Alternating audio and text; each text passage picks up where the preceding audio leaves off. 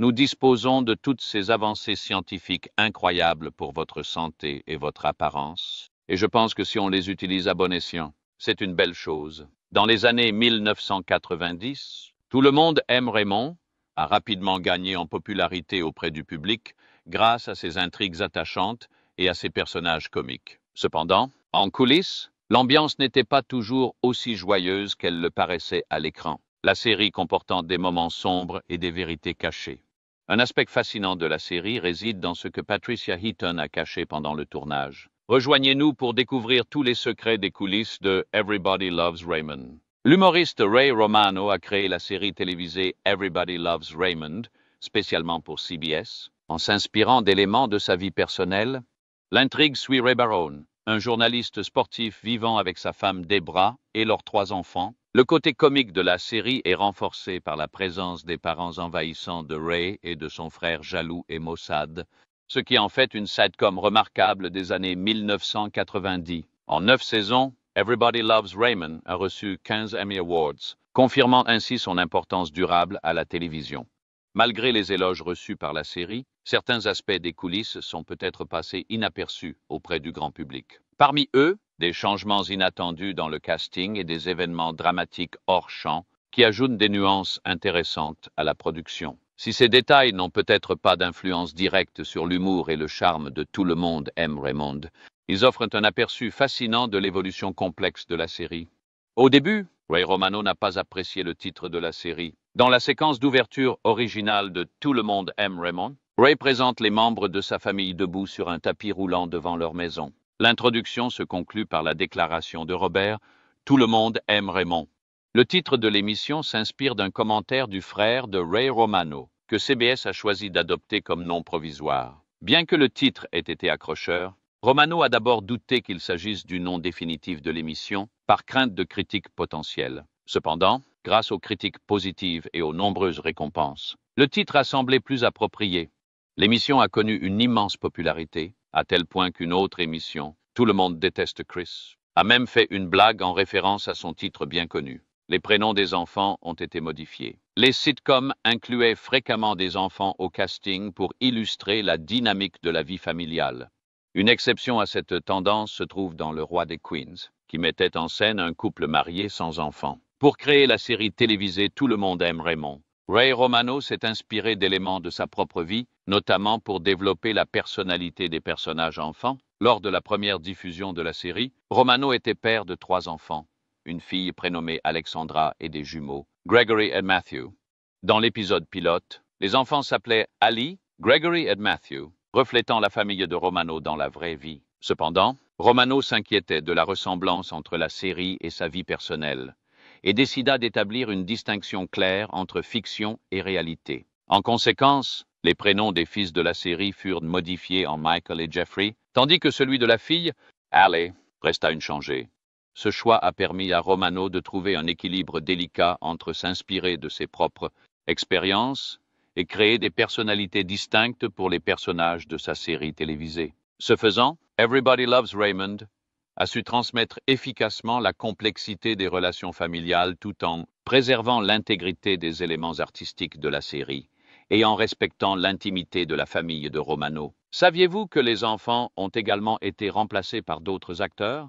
L'inclusion des enfants de Barone dans la série a enrichi la représentation de la dynamique familiale, même si leur présence n'était pas aussi importante que dans les sitcoms classiques. Le manque d'importance accordée initialement aux enfants a entraîné une modification discrète du casting, peut-être passée inaperçue auprès de certains téléspectateurs. Initialement, les personnages des jumeaux de Ray et Deborah, Matthew et Jeffrey, étaient incarnés par les vrais jumeaux Justin et Drew Ferreira dans l'épisode pilote. Cependant, au fil de la série, il est devenu évident que les jumeaux Ferreira avaient visiblement mûri, ce qui a conduit à la décision de les remplacer dans leur rôle. Il est intéressant de noter que Madeleine Sweeton, précédemment choisie pour incarner Ali, la fille de la famille Barone, avait également 2 frères jumeaux plus jeunes, Sawyer et Sullivan Sweeton. Ces derniers ont finalement été choisis pour incarner Michael et Jeffrey, remplaçant ainsi les jumeaux Ferreira dans leurs rôles respectifs. Ce choix de casting a suscité des spéculations parmi les fans quant aux ressemblances physiques des enfants avec le personnage de Ray. aucun d'entre eux ne lui ressemblant particulièrement.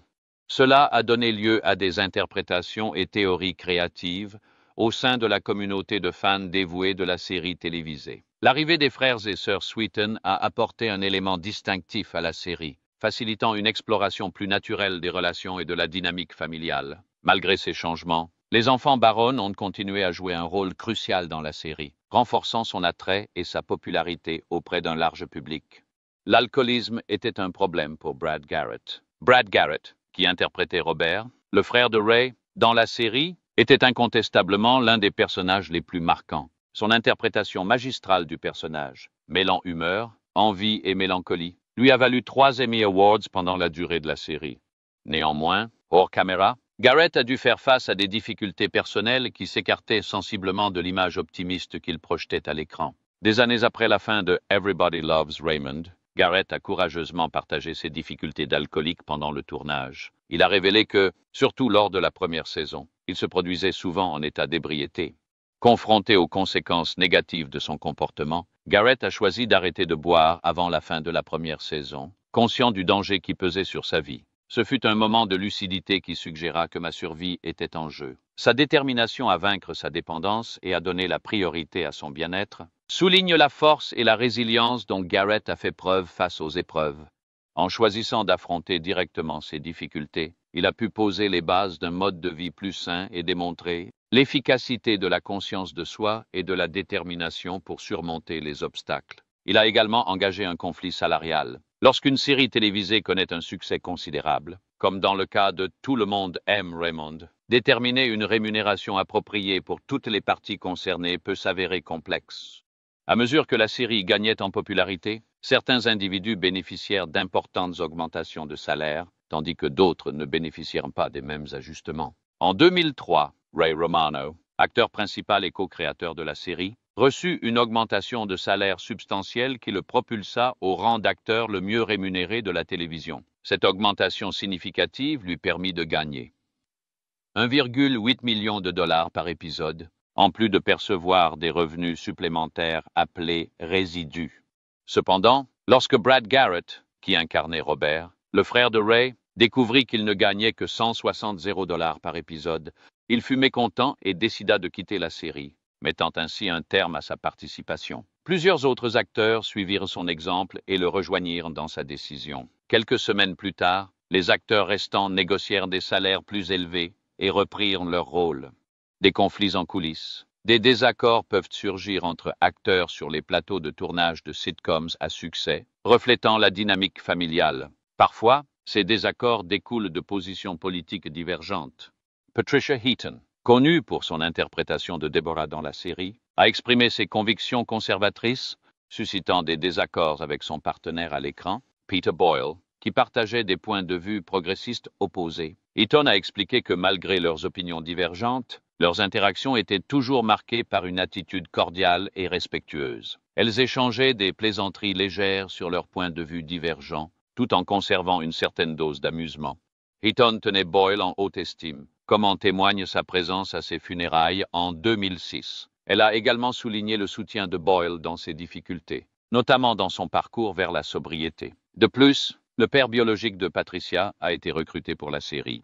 Dans un épisode de Everybody Loves Raymond, une illusion discrète, aussi appelée Easter Egg, établit un lien entre le véritable père de Patricia Heaton, Chuck Heaton, et la série télévisée. Depuis plus de 50 ans, Chuck Heaton est un journaliste éminent du Cleveland Plain Dealer, largement reconnu pour ses contributions. Il est à noter que Deborah, incarnée par Patricia Heaton dans la série, est présentée comme l'épouse de Ray, qui, par coïncidence, est également présentée comme journaliste.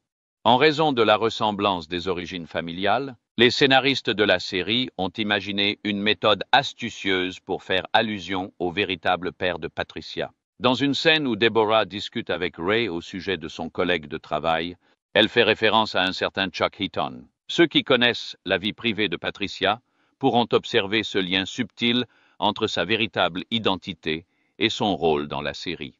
Saviez-vous qu'elle était enceinte à 2 reprises pendant le tournage de la série? Lors de la production d'une émission de télévision, les acteurs peuvent rencontrer des difficultés, comme l'illustre l'expérience de Patricia Heaton, qui a dû dissimuler ses grossesses réelles pendant le tournage de Everybody Loves Raymond Show. Bien qu'ayant déjà 3 enfants, et n'en désirant probablement pas d'autres, elle est tombée enceinte 2 fois de manière inattendue pendant la diffusion de la série. Face à l'impossibilité d'intégrer ces grossesses au scénario, les producteurs ont dû élaborer des stratégies innovantes pour les dissimuler, notamment en utilisant des pratiques courantes comme masquer Heaton avec de grands accessoires, en l'habillant de vêtements amples et en utilisant des angles de caméra stratégiques. L'efficacité de ces stratégies était telle que la majorité des personnes ignoraient la grossesse de Patricia Heaton pendant le tournage de la série. La capacité des acteurs et de l'équipe à dissimuler ces grossesses pendant le tournage de Everybody Loves Raymond est à la fois louable et extraordinaire. En 2009, Jennifer Lee, l'ancienne assistante de Patricia Heaton, a intenté une action en justice contre elle, alléguant une rémunération insuffisante. Lee a accusé Heaton d'exiger des heures de travail supplémentaires sans rémunération équitable, une violation du droit du travail californien visant à protéger les droits des travailleurs. Lee a affirmé avoir droit à 742 $ et a donc décidé d'intenter une action en justice contre son employeur célèbre. Malgré la notoriété de Heaton en tant qu'actrice et ses responsabilités exigeantes en tant que mère, cet incident suggère une potentielle déficience dans sa gestion du personnel. Bien que Heaton et son équipe juridique soient restés largement silencieux sur cette affaire, cela rappelle que même les personnes de haut rang et fortunées sont tenues de respecter les réglementations relatives à la rémunération des employés. Des situations réelles ont été utilisées pour la série. La série télévisée Everybody Loves Raymond s'est largement inspirée de l'expérience personnelle de Ray Romano, mais il est moins courant que de nombreux conflits et scénarios décrits dans la série aient été inspirés par des incidents impliquant Romano ou des membres de l'équipe de scénaristes. Philip Rosenthal, le créateur de la série, intégrait parfois au scénario des échanges textuels de ses disputes avec son épouse. Rosenthal cite un cas particulier où une dispute à propos d'un ouvre-boîte a servi de base à un épisode. La série s'est terminée lorsque les scénaristes ont épuisé leur inspiration créative et ont cherché à préserver la qualité de la série plutôt que de la laisser décliner. Rosenthal a suggéré avec plaisanterie que continuer à produire des épisodes engendrerait des dissensions personnelles entre les scénaristes, car ils seraient contraints de se disputer à plusieurs reprises avec leurs conjoints pour trouver de nouvelles idées pour la série. Peter Boyle a obtenu son rôle parce qu'il était le juge-arbitre de GR. Frank Barone, le personnage paternel de la série télévisée Tout le monde aime Raymond, dépeint comme un personnage grincheux et colérique, suscitait l'amusement par ses passages comiques. De nombreuses personnes affirment que la représentation de Frank contraste fortement avec le comportement de Peter Boyle, l'acteur qui incarne le personnage. Néanmoins, un événement amusant s'est produit lorsque Boyle a rencontré Ray Romano et Phil Rosenthal pour discuter d'une éventuelle participation à la sitcom. Le jour de la réunion prévue au studio Universal, Boyle a choisi de se faire accompagner de toute sa famille. Malheureusement, ils se sont heurtés à plusieurs obstacles, allant du contournement des agents de sécurité à l'entrée à la recherche d'une place de parking, pour finalement entrer dans le mauvais bâtiment. De ce fait, à son arrivée à la réunion, Boyle semblait plutôt irritable. Par la suite, lors d'une interview accordée aux archives de la télévision américaine, Boyle a exprimé sa conviction que son attitude grincheuse ce jour-là avait peut-être contribué à son audition réussie pour le rôle de Frank Barone. Ce rôle particulier lui a valu 7 nominations consécutives aux Emmy Awards, un heureux hasard. En 2002, Boyle a reçu un diagnostic de cancer. Malgré cela, il a délibérément choisi de garder cette information confidentielle pour l'ensemble des acteurs et de l'équipe. Il a préféré ne révéler son état qu'à sa famille proche et à quelques membres de l'équipe. Parmi les personnes à qui il a fait part de son diagnostic figurait sa femme à l'écran, Doris Roberts. Après avoir sollicité son avis, il lui a demandé s'il devait révéler la nouvelle à tout le monde. Roberts, cependant, l'a déconseillé, affirmant que non, vous n'avez pas besoin d'être traité comme si vous étiez en phase terminale. Ce que vous exigez, c'est qu'il continue à écrire pour votre personnage. Suivant son conseil, Peter a choisi de poursuivre son implication dans la série sans révéler sa maladie au grand public.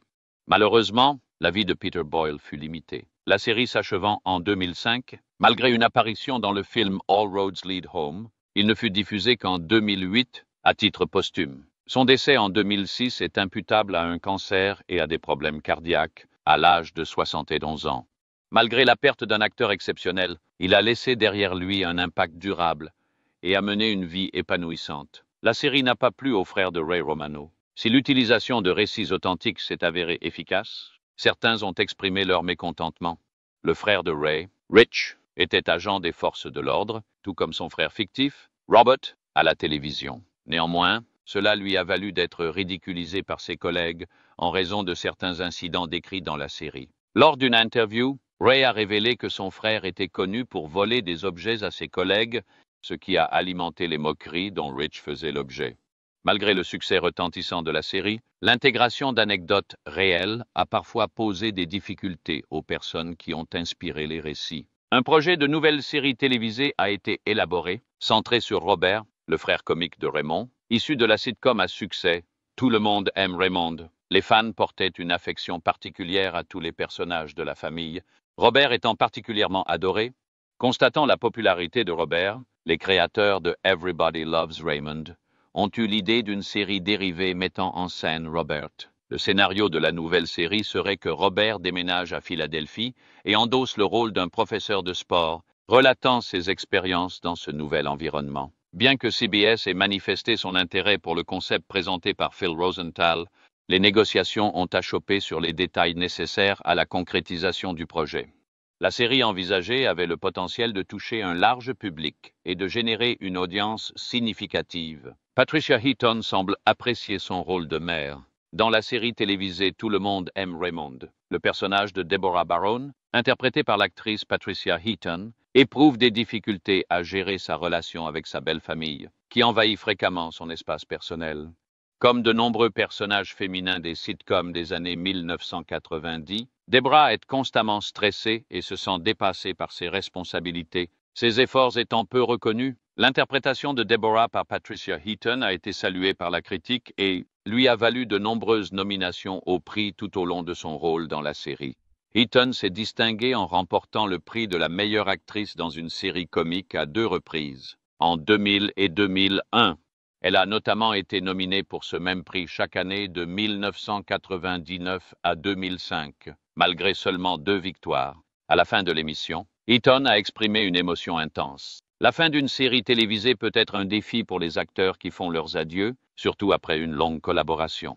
Patricia Heaton a rencontré cette difficulté lorsque la série Everybody Loves Raymond a conclu ses 9 ans d'existence. Elle a eu du mal à gérer sa famille de télévision et a été profondément émue lors de la dernière répétition. Heaton a pleuré à chaudes larmes, ce qui a entraîné la perte de sa voix et l'a empêché d'interpréter efficacement son rôle. Le dernier épisode de la série, enregistré devant un public, a dû être reporté jusqu'à ce que la voix de Heaton soit rétablie. L'intense émotion de Heaton à la fin de l'émission a souligné le lien étroit qui s'est tissé entre les acteurs et l'importance de cette expérience pour elle. Après la fin de Tout le monde aime Raymond, Patricia Heaton a trouvé une nouvelle famille de télévision avec laquelle s'engager, en incarnant Frankie Heck dans The Middle de 2009 à 2018. Par la suite, elle a écrit un livre et défendu des causes qui lui tenaient à cœur. Heaton a ensuite poursuivi sa carrière d'actrice dans la série télévisée Carol's Second Act de 2019 à 2020. Distribution de Tout le monde aime Raymond Maggie Wheeler. Reconnue par les fans de Tout le monde aime Raymond pour son rôle de Linda, une compagne de la famille Barone, a initialement auditionné pour le personnage de Deborah, l'épouse de Raymond. Bien que Maggie ait été proche d'obtenir le rôle, les responsables de CBS l'ont jugé inadapté à ce rôle. Par conséquent, Patricia Heaton a finalement été choisie pour incarner Deborah. CBS a néanmoins souhaité inclure Maggie dans la série et lui a proposé un rôle plus restreint, qu'elle a accepté. Sa contribution à la série a été largement saluée par les téléspectateurs et les fans. Doris Roberts est malheureusement décédée en 2016. Elle a connu une brillante carrière d'actrice pendant plus de 6 décennies. Doris a acquis une grande renommée grâce à ses apparitions dans de nombreux films et séries télévisées. Tout au long de son parcours professionnel, elle a été récompensée par 5 Emmy Awards et un Screen Actors Guild Award. Outre son rôle dans Tout le monde aime Raymond, Doris a mis son talent à l'honneur dans des œuvres telles que Madame Miracle et Grand-mère et la protection des témoins, à son décès en avril 2016. Doris Roberts avait 90 ans, laissant derrière elle un héritage durable dans le monde du divertissement. La grande percée de Ray fut son spectacle de fin de soirée avec David Letterman. Avant de devenir célèbre grâce à son rôle de Raymond dans Tout le monde aime Raymond, Ray Romano a poursuivi une carrière dans le stand-up. Pour arrondir ses fins de mois, il a accepté un emploi de livreur de canapé. Ray a consacré 12 ans à perfectionner son art du stand-up jusqu'à ce qu'il obtienne enfin l'opportunité de percer. Son talent a attiré l'attention des producteurs du Late Show avec David Letterman, où il a impressionné le public par sa performance. Suite à son passage réussi dans l'émission, la société de production de Letterman a exprimé son intérêt pour une collaboration avec Ray sur une série télévisée. Ainsi, la création de Everybody Loves Raymond peut être attribuée à ce moment charnière de la carrière de Ray. Malgré la popularité et l'admiration généralisée de la série, certains détails intrigants sont peut-être méconnus. Par exemple, l'émission a été produite par David Letterman et Ray Romano en a eu l'idée après s'être inspiré de Seinfeld. Le titre Everybody Loves Raymond s'inspire de la jalousie du frère de Ray suite à sa victoire au Cable Ace Award. La série a connu un succès considérable pendant 11 saisons. Diffusée le jeudi soir, Everybody Loves Raymond a remporté 15 Primetime Emmy Awards, dont le prestigieux prix de la meilleure série comique en 2003 et 2005. La série a conquis un large public et s'est classée 60 et au classement des meilleures séries télévisées de tous les temps établi par TV Guide. Maintenant que vous connaissez les conflits en coulisses, examinons les efforts déployés pour adapter votre série préférée au cinéma. La production de la série. Chaque épisode de la série était créé au cours d'une semaine de travail standard, commençant par des lectures et des répétitions du scénario effectuées par les acteurs le lundi. S'ensuivaient des répétitions supplémentaires et des révisions du scénario par les scénaristes le mardi. CBS évaluait ensuite les performances des acteurs le mercredi, tandis que l'installation et le montage des caméras étaient effectués le jeudi en prévision du tournage du vendredi. Lors d'une séance d'écriture classique, les scénaristes commençaient par partager des anecdotes personnelles qui alimentaient souvent les idées d'intrigue des épisodes. Comme l'a expliqué Rosenthal, ce processus impliquait des discussions approfondies avant l'émergence d'un récit cohérent. Mackenzie, qui a réalisé plusieurs saisons de Tout le monde aime Raymond, a constaté l'efficacité du scénariste à finaliser les scénarios de 13 épisodes avant le début d'une saison. Lors de la réalisation, Rosenthal a mis l'accent sur le respect du scénario, décourageant l'improvisation des acteurs, même si des répliques alternatives ont été ajoutées sporadiquement. Garrett a établi des comparaisons entre le jeu des acteurs dans les épisodes de Raymond et l'approche improvisée des acteurs de Seinfeld. La résidence de Ray et Deborah, visible dans les plans extérieurs, est située au 135 Margaret Boulevard Amérique, dans l'État de New York. Sa valeur est estimée à 500 $ en août 2018, ce qui reflète sa proximité à l'écran avec la maison de Frank et Mary, située au 136 Margaret Boulevard.